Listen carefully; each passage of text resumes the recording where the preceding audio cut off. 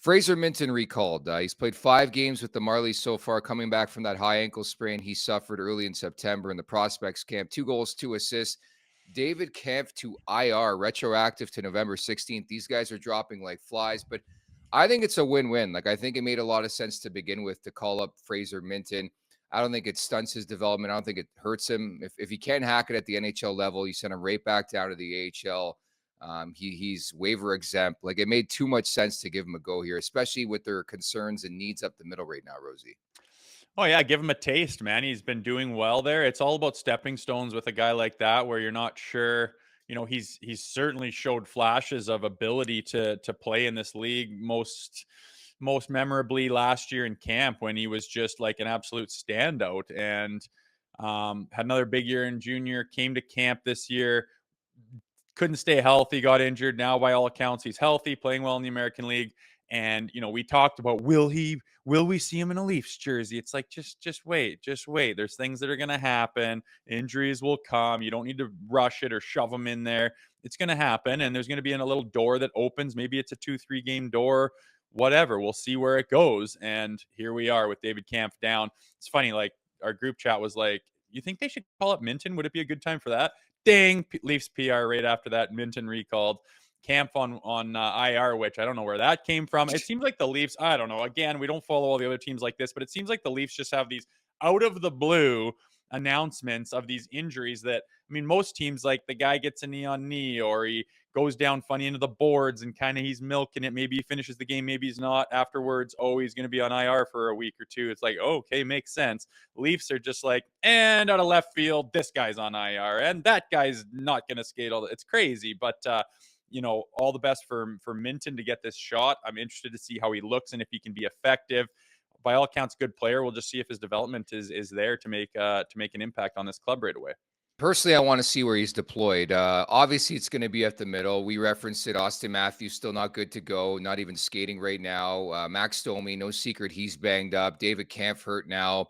There is this need for a boost up the middle, and not to put too much pressure on the kid, right? He's really, really young, and I think there's going to be some growing pains early on in his career, and we saw that even dating back to last year where he completely came out of nowhere to make the team, played 4 games and then sent back to junior. But you're going to start him up the middle. I just wonder where in the lineup. I think behind John Tavares in the 3 hole, you would think, assuming Max Domi can go, right? That's the right fit right now.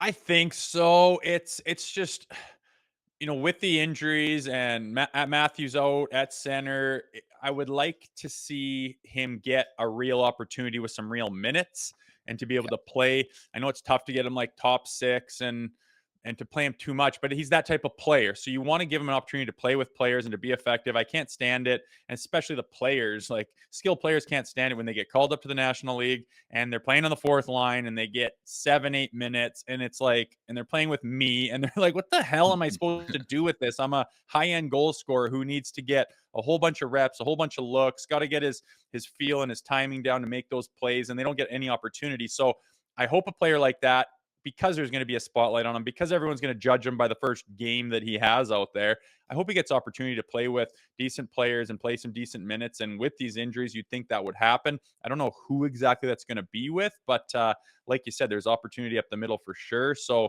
I don't think it's as much expectations are on him as it is just opportunity. And if it goes well or doesn't quite get well, I hope that people, I think just by looking at the kid, you can say, oh, let's remember he's quite young. He's still got a lot of hockey ahead of him. And, you look at that baby face and realize that he, is very young and this is his first kind of real opportunity. So judge him accordingly, but I hope he gets the opportunity to have success.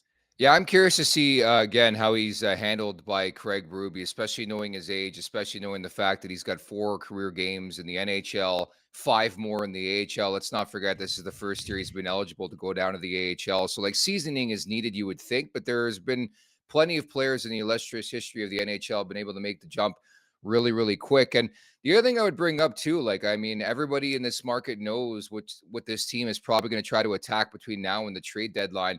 And I think Fraser Minten, his recall helps answer that question. Granted, we're sitting here November 19th, and there's a lot of racetrack ahead leading up to the trade deadline a couple months away. But I think it gives you a bit of a peek if you're management as to like, okay, can this kid hack it? Can he play up the middle right now? And I think it answers a lot of questions, actually sets them up pretty well for down the road as well.